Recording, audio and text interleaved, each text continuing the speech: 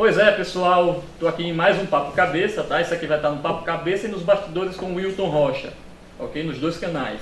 Estou aqui com o Dr. Alfredo Gaspar de Mendonça Neto, né? Exatamente.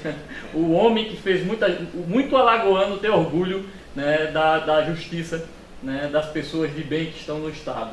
É que a gente sabe que tem gente que tenta pintar e bordar, usar de certos meios para poder burlar a justiça. E com esse homem aqui não tem jeito não, o negócio pega, dá orgulho.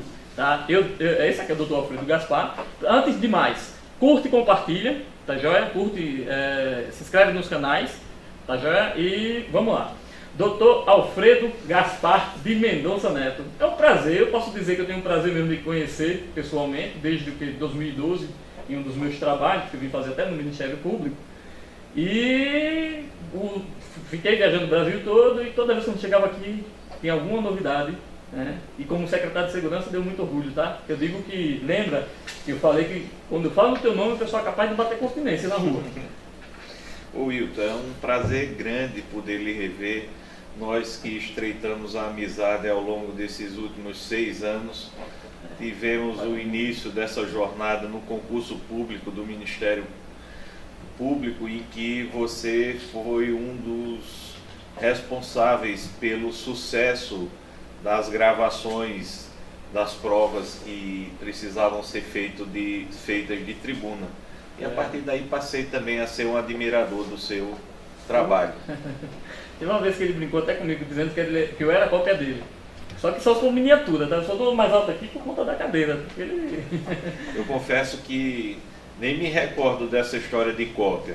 Até porque hoje eu estou bem velho e sofrido pelo tempo. E você tá jovem aí, rapaz. Também tá chegando lá. Tá jovem e com aparência muito boa, amigo. Tá joia. Meu amigo, a gente sabe, é assim, o papo por si só, aqui é um papo. Todo mundo sabe que a gente vem aqui para conversar, é para conhecer a figura. Enquanto eu estava montando o material, eu vi você recebendo uma figura especial aqui. Vou mostrar as imagens aí, tá? E foi uma coisa que é gostoso, eu gostei. Você mostra o lado humano.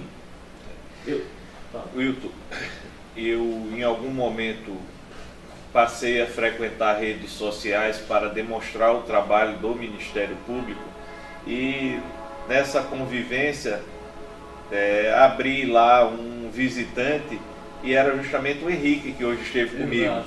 O Henrique é um ser humano formidável e que terminamos combinando esse encontro para nos conhecermos melhor. E hoje que está um dia menos corrido na instituição, marcamos esse encontro. E eu fiquei muito feliz de recepcioná-lo, porque trazendo ele aqui, eu também estou trazendo uma parte significativa da população. Uma parte que precisa de cada vez mais de respeito, atenção, carinho, políticas públicas inclusivas. Exato. Uma das coisas que você falou agora foi a questão dessa correria. Eu sei que o amigo, quando estava na secretaria, vivia na correria. A gente não tinha... Mas eu falava com você, depois de 2, 3 dias que você respondia, aquela coisa bem, né, complicada. E teve até quando você foi nomeado, na penúltima, que agora foi de novo, vai ser de novo no caso, né? Você me mandou o convite de madrugada. Eu, não, só podia ser, não tem tempo. O homem não tem tempo. E para gravar isso aqui foi do mesmo jeito. Meu amigo, tá onde? Tô aqui em Brasília, tal, não sei o que, quando chegar, marca, vamos lá, tal, tudo direitinho. Vou lhe dar uma rotina, por exemplo, desta semana. Em agenda do Grupo Nacional, eu tive que ir para Brasília no domingo.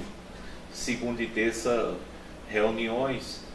Tinha reuniões quarta-feira pela manhã no Ministério Público de Alagoas e quarta à noite em Recife e quinta uma palestra em Recife. Peguei o voo para Maceió, deixei tudo certo. Quando fui embarcar, o voo foi cancelado. Tive que pegar o voo para Recife, cheguei de madrugada, aluguei um carro, vim para as reuniões em Maceió, porque tinha que cumprir, era o último dia de agenda útil. Peguei o carro à tarde de volta para Recife, tive as reuniões e quando foi ontem, retornei para Maceió. para cumprir essa etapa hoje aqui de trabalho no Ministério Público na sexta-feira. Então, a agenda fica realmente corrida, mas a grande satisfação é ver o Ministério Público, por meio dos seus agentes, servidores, prestar cada vez um serviço melhor à população. Essa é a nossa grande meta, é mostrar que o Ministério Público não é uma instituição à parte do povo, é uma instituição que quer ser inclusiva, quer trazer serviços e a população para perto, para que não deixemos longe do ideal de justiça as nossas obrigações diárias. Então, a razão de existir do Ministério Público é essa, é prestar serviço à população. Uma das cenas, eu lembro de uma vez que vazou esse material na internet. Pena que eu não estou com ele aqui em mãos. Eu tinha guardado, não sei onde foi parar. Mas quando o amigo era secretário, né, foi fazer o baculejo, né, chegou lá nas figuras, e aí todo mundo, isso viralizou. Toda Alagoas estava tendo orgulho realmente desse seu ato. Eu sei que você é uma pessoa muito humana de fato, tá? Não é aquela figura, não Deus, não, eu vou lá e vou fazer, e estou aqui, eu saio do gabinete, vou acompanhar, chega lá no bom policial. Eu vou até te mostrar algumas declarações, foi até um vídeo chamada que eu lancei para o pessoal, falando exatamente desse papo que a gente ia ter. E tem algumas cenas, algumas declarações, eu gostaria que o amigo falasse sobre isso. A pública trabalha para preservar vidas. Nós não queremos confronto, mas havendo confronto, preferimos efetivamente que a sociedade e os policiais estejam bem. E para os criminosos que teimam em matar, roubar e traficar, que nós não iremos permitir a permanência deles em território alagoano, serão presos. O que nós queremos é que a lei impere no Estado. O mundo inteiro de bandidos não vale pela vida de um policial do meu estado.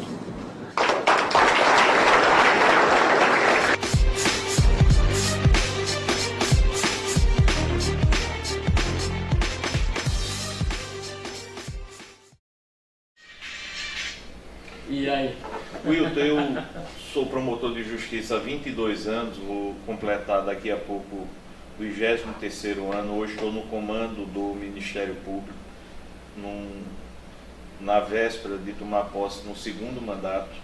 Sou um promotor com atribuições criminais há muito tempo e conheço bem a história da criminalidade e a história do sistema criminal. O Ministério Público, ele precisa melhorar muito junto ao Poder Judiciário também e o sistema de investigação. Nós estamos em um momento crítico da vida nacional brasileira. 63 mil mortes, quase 63 mil mortes em 2016. Significa que nós estamos perdendo a guerra contra a criminalidade. Nós estamos sendo ineficientes em relação a esse tipo de delito que dizima pessoas. Nesse contexto, nós precisamos fazer uma análise global. Há um ciclo de impunidade monstruoso, um número de resolução dos casos de crime contra a vida muito pequeno, e aí é um ciclo impune a cada ano de milhares de criminosos. Isso para falar só e tão somente de crimes contra a vida, que é um fator que delimita se o Estado, se a nação, se o município é ou não violento. O Brasil tem uma média de 30 mortes por 100 mil habitantes, quando o aceitável teria que ser abaixo de 10 mortes por 100 mil habitantes. Nesse contexto, Alagoas, quando eu fui secretário, estava no primeiro lugar de mortes em relação aos estados do Brasil, e Maceió no primeiro lugar em relação às capitais do Brasil, em uma década cada um, com esse patamar terrível. Daí, com a experiência de ter sido promotor criminal do júri, que defende a vida perante a sociedade, de ser promotor coordenando o GAECO durante 6 anos, na época o GECOC, com a experiência de mais de 40 anos de existência, pela minha própria vida, e conhecendo o que deu errado e desconhecendo a fórmula de acertar, mas sabendo exatamente o caminho para não ser trilhado, assumi a segurança pública do Estado de Alagoas.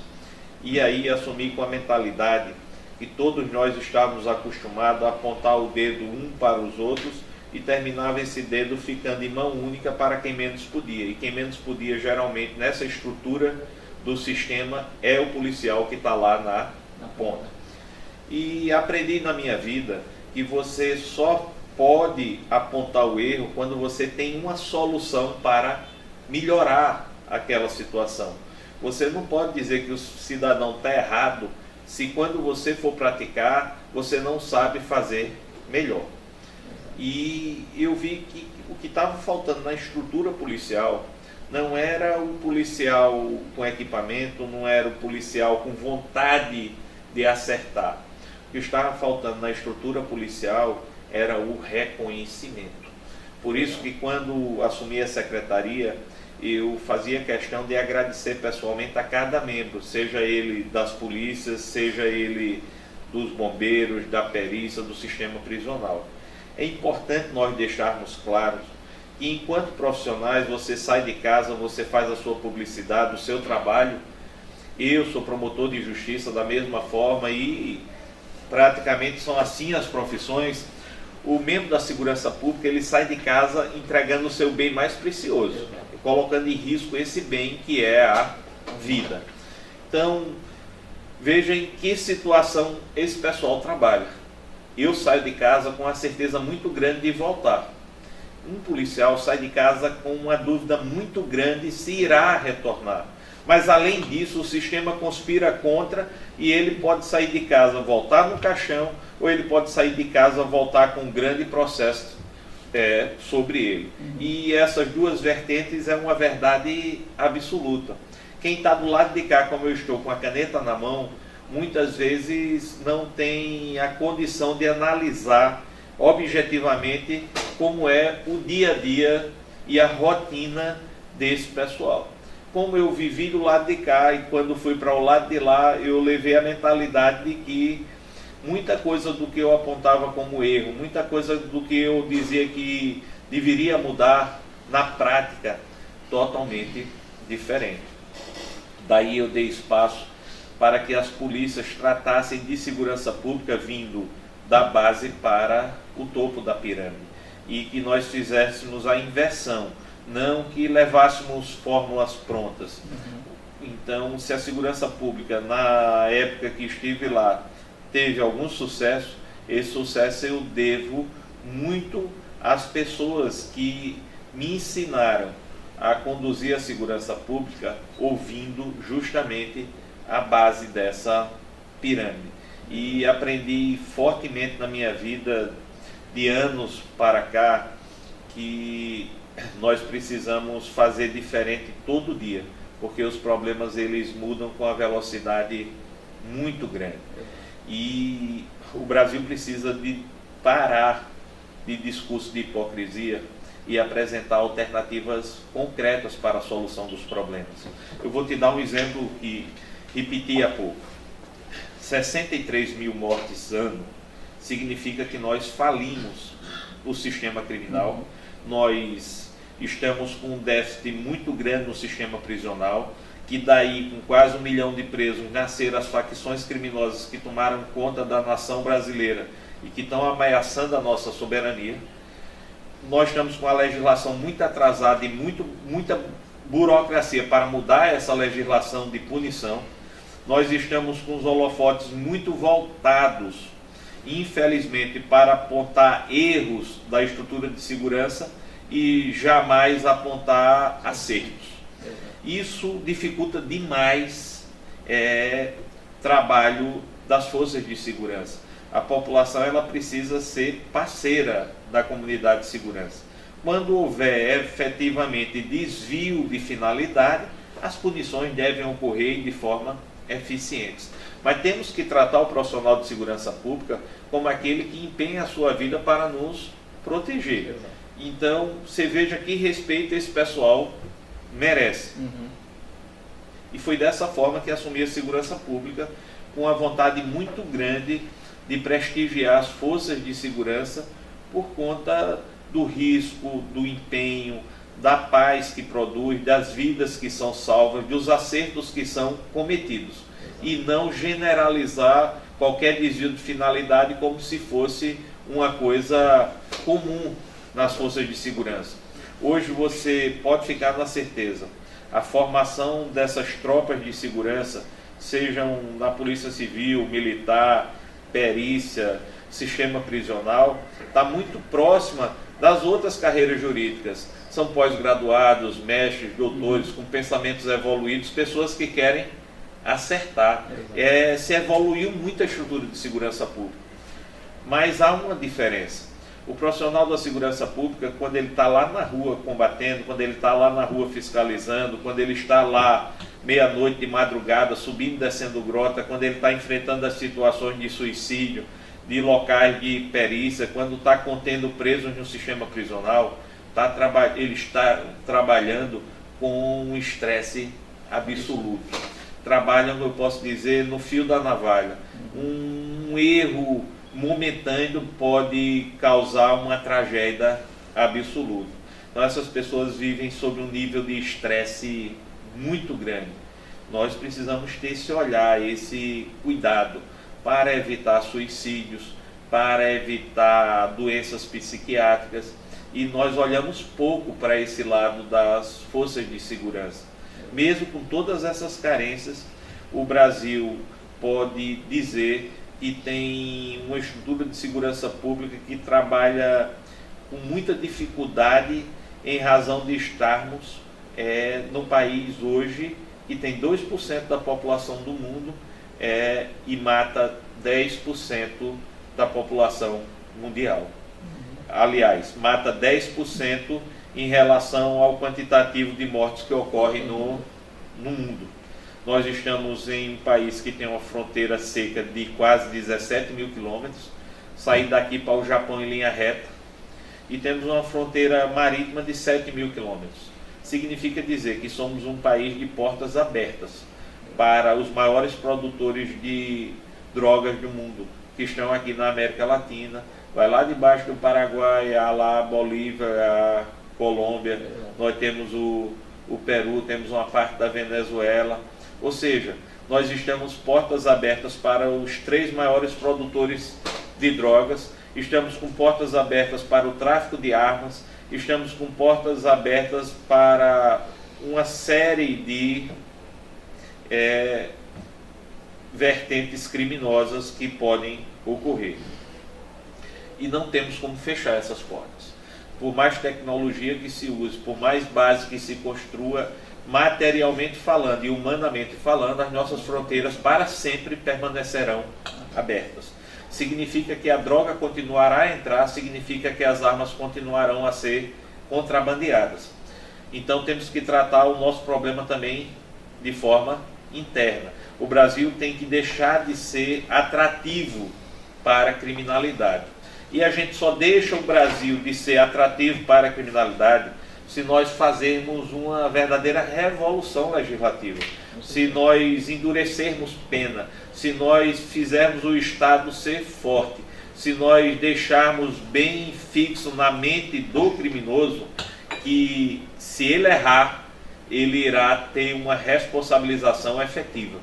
Não é mais factível que o criminoso ele cometa um homicídio e em 5 anos ele seja condenado a 20 e em 5 anos ele esteja na rua. Não é mais factível que você roube milhões de reais, bilhões de reais e consiga alcançar a liberdade.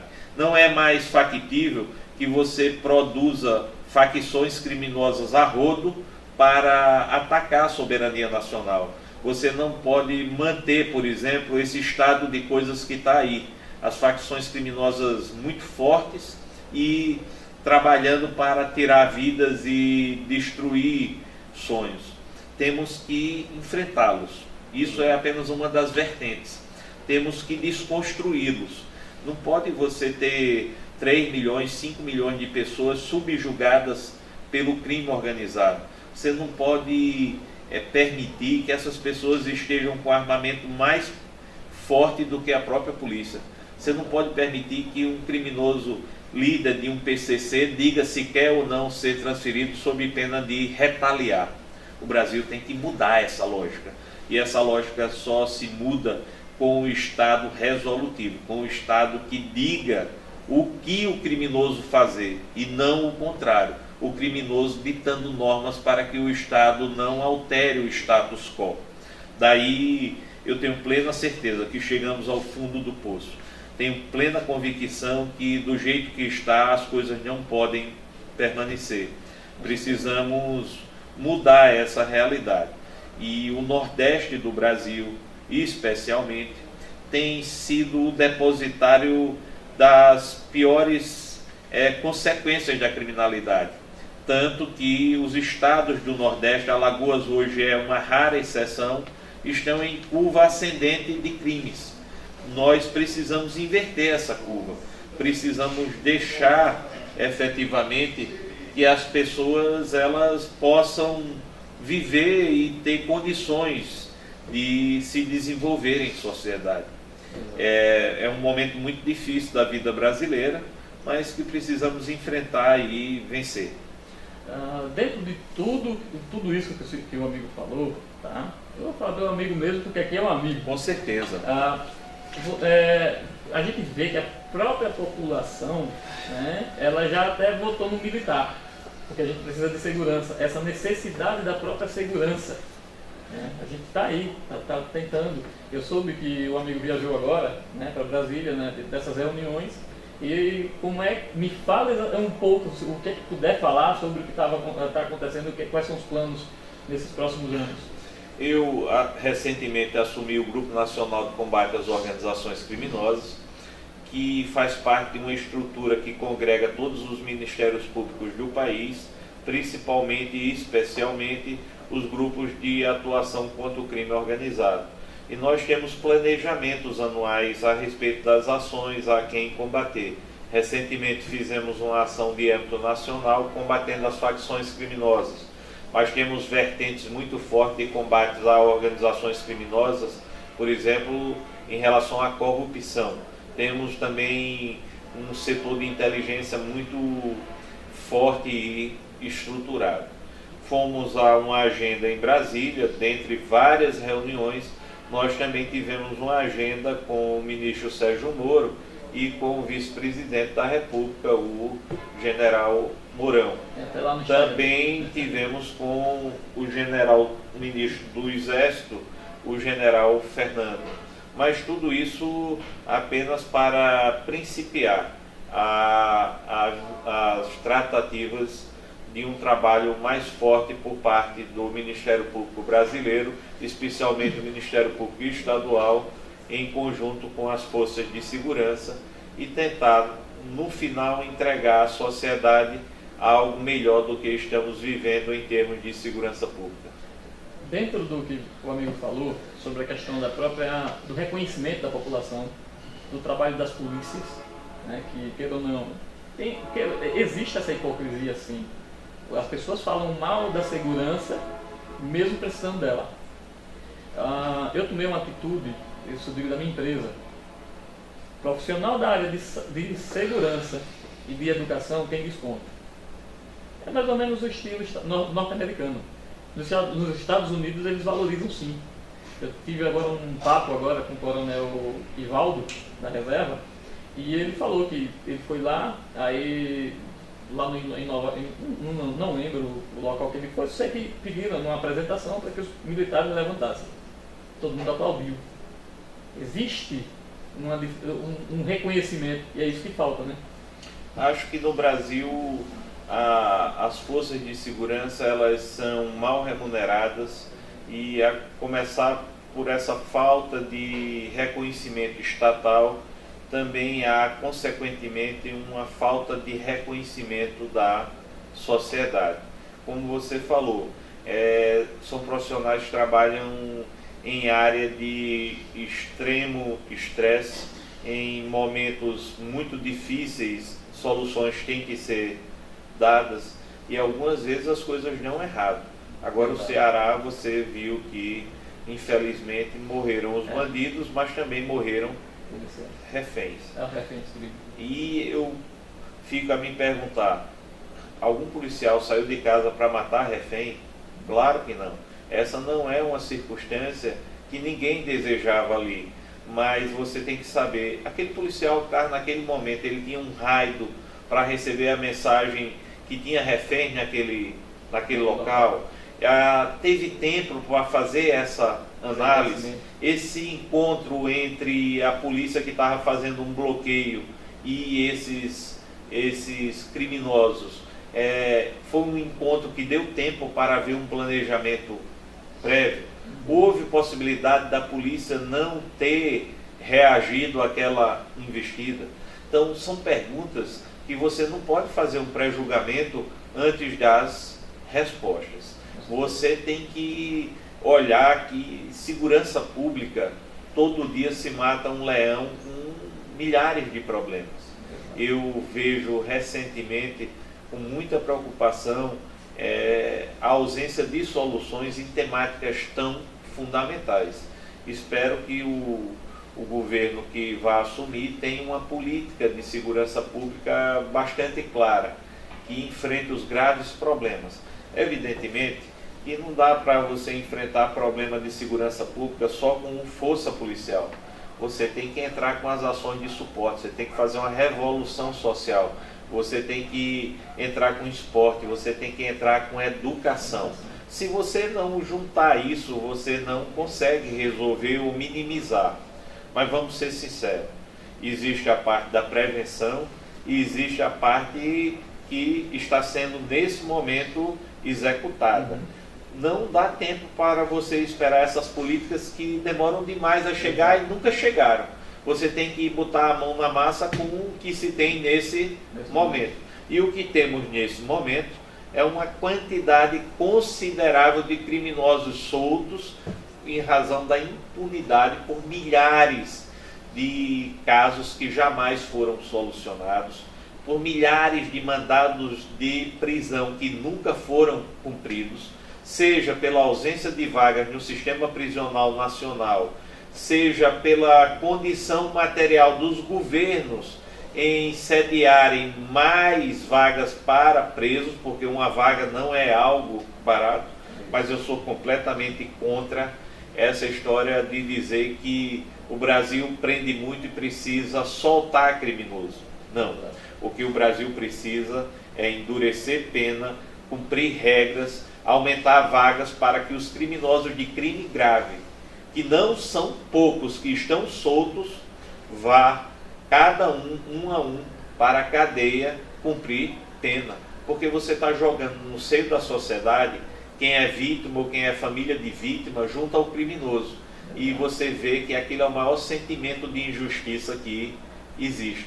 Você não vê a punição chegar para quem comete delito. Outra situação que me preocupa demais é a despenalização em relação ao uso de substância entorpecente, a descriminalização do uso de algumas substâncias entorpecentes.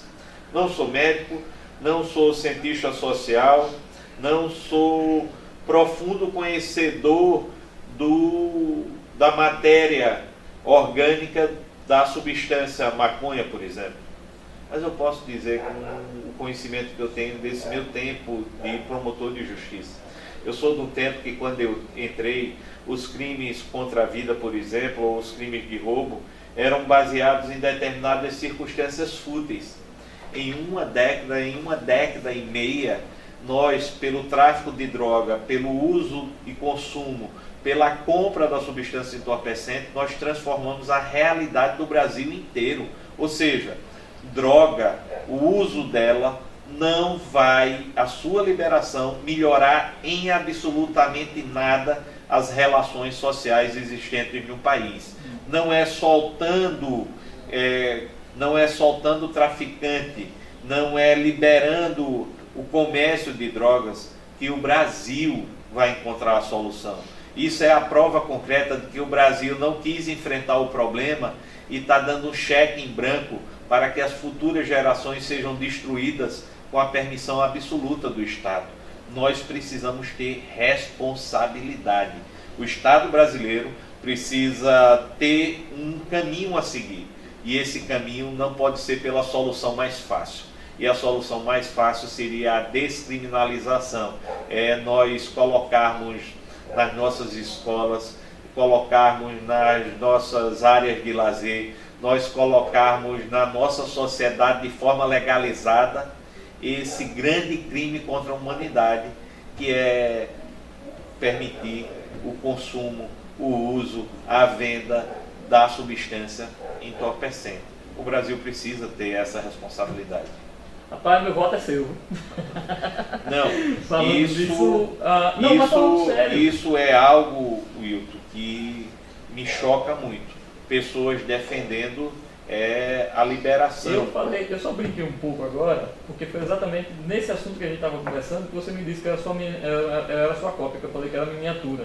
E a gente estava falando dessa coisa da descriminalização, de soltar bandido e tudo, e é coisa que a gente não pode deixar acontecer. Isso é fato.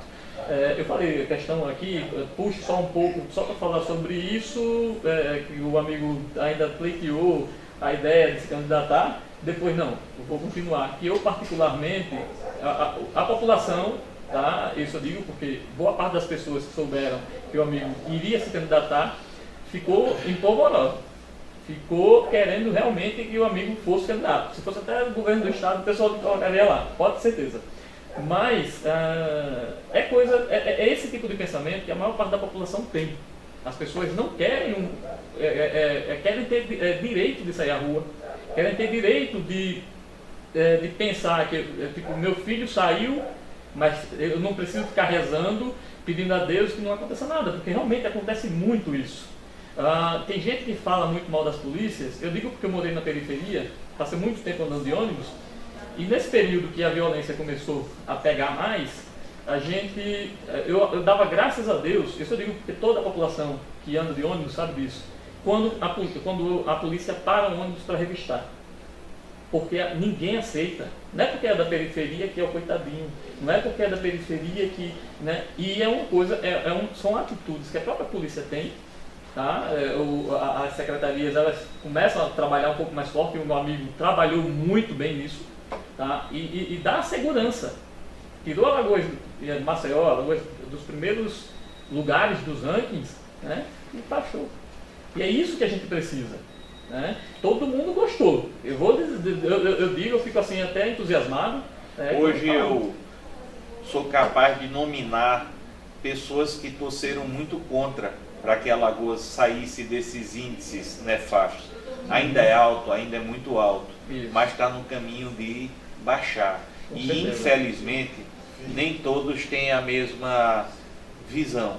E eu senti na pele isso, a má vontade para com o trabalho das forças de segurança. Então, hoje eu posso dizer de cátedra, porque trabalhei do lado de cá do Biru e do lado de lá do Biru. Eu posso dizer quais são as medidas que mais resultam em preservação de vidas e em conquista social, em ganhos. As pessoas, elas querem menos discurso, elas querem menos promessas, elas querem menos mentira, elas querem a realidade. E a realidade brasileira hoje é uma tragédia absoluta que precisa ser enfrentado com a verdade, com o apoio da população. O Brasil é um país de pessoas boas, mas está se transformando muito rapidamente em uma carnificina generalizada. A gente precisa ter uma política pública que envolva também a segurança, mas para atacarmos esses focos, nós temos ilhas de excelência, com números melhores do que os melhores países do mundo, e temos tragédias absolutas. Vivemos em mundos diferentes no mesmo território. E a gente precisa tratar de uniformizar essa temática. Você não pode ter um pé no parque de diversões e o outro pé no cemitério. Nós temos que estar todos de forma horizontal, cuidando de manter essas relações sociais em níveis aceitáveis. Está aí o Brasil dominado por facções criminosas, está aí o país com muita corrupção sendo descoberta, está aí o país com um povo sem esperança, e então estamos jogando nosso sentimento de pátria, de nação, na lata do lixo. Exato. Precisamos resgatar. Nós temos que buscar esse último fio de esperança para sairmos do buraco. Esse buraco ele é muito profundo, as paredes estão desabando e nós estamos no fundo dele.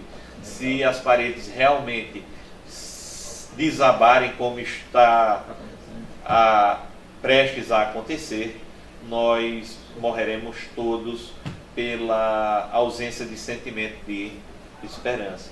Portanto, estamos com pouca oportunidade e com pouco tempo para salvarmos essa nação. Tá joia. Meu amigo, eu te agradeço esse teu tempo. Eu que lhe agradeço, é uma honra muito grande. Quero dizer que a sua estrutura aqui eu fiquei encantado. Espero que a gente possa evoluir nesse bate-papo e lhe dizer, quando você falou questão de candidatura, naquele momento, em algum instante, eu deitei e pensei em fazer escolhas na minha vida. Mas, fazendo uma retrospectiva muito rápida disso tudo, eu vi que no Ministério Público eu também poderia, como já vinha fazendo, trabalhar muito para contribuir para a melhoria social.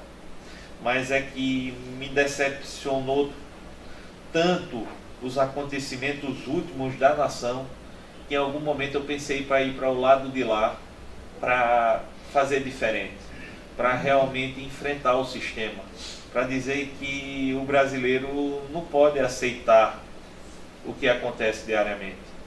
Eu não sou uma freira, nem sou um padre. Eu não sou um papa, nem sou um santo. Mas eu tenho um nível de moralidade aceitável. E eu acho que é isso que o brasileiro precisa buscar. Precisa buscar um nível de moralidade aceitável. As pessoas não podem falar em público e, em particular, fazerem totalmente diferente. Isso acontece muito no país. Discurso moralista para, na prática, agir completamente diferente da realidade. Isso está matando a esperança do povo brasileiro. Então, o que eu mais hoje admiro é as pessoas verdadeiras, as pessoas que praticam, em particular, aquilo que pregam em público. E o brasileiro precisa muito disso, precisa que os nossos homens públicos, eles sejam transparentes, porque sem a transparência, sem mostrar esse norte em que todos possam ver o ponto de partida e o ponto de chegada, nós não iremos vencer.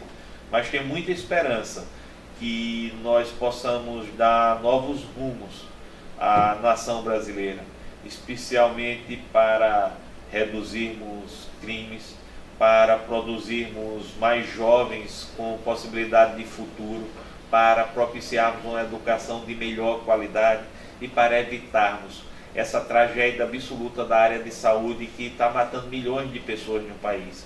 Eu acho que são demandas que deviam ter sido resolvidas antes. Precisamos enfrentá-las e vencê-las. O Brasil, infelizmente, deixou chegar a esse patamar. E agora é hora de uma união absoluta para vencer esses obstáculos.